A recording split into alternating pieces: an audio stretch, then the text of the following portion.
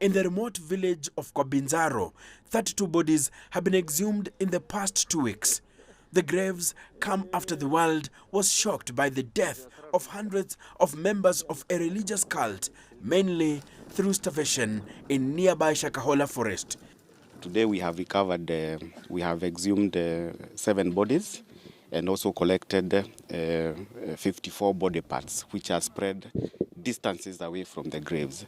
So they look like they were spread by excavated and eaten by wild animals. Search teams have been combing through thickets with shovels and hoes, piecing together this death 2 years after the Kenyan government promised a crackdown on cult activity.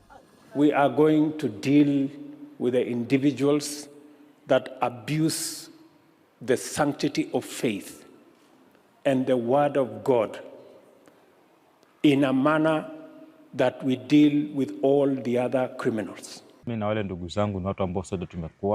brothers and I have been raised in the Christian faith, but compared to me, the two were really deep in the faith. I find it hard to understand how they found themselves too deep in this. William lost 4 family members in Shakahola. 4 others later disappeared and may now lie in these new graves. In 2023, the Shakahola forest revealed one of the worst cult tragedies in modern history. More than 400 followers of self-proclaimed pastor Paul Mackenzie starved to death, convinced they were hastening their journey to heaven. Mackenzie faces charges of murder and terrorism, charges he denies.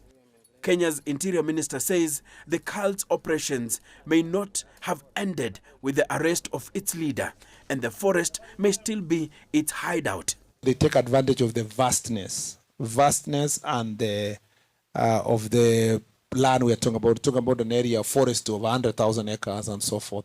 11 suspects are in custody, yet experts like Silas Kirinya remain unconvinced that authorities are treating the matter with the urgency it deserves. Once you indoctrinate someone, you take them to the last step.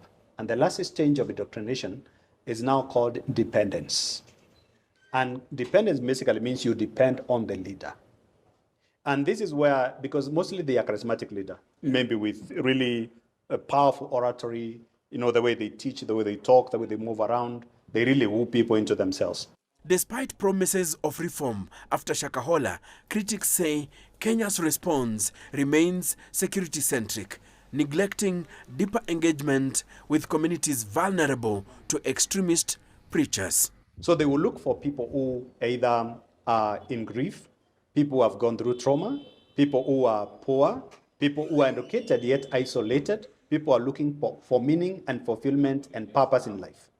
Kwabinzaro is now in the spotlight as the nation searches for answers to the gruesome reality unraveling on the Kenyan coast. Enoxikolia, CGTN.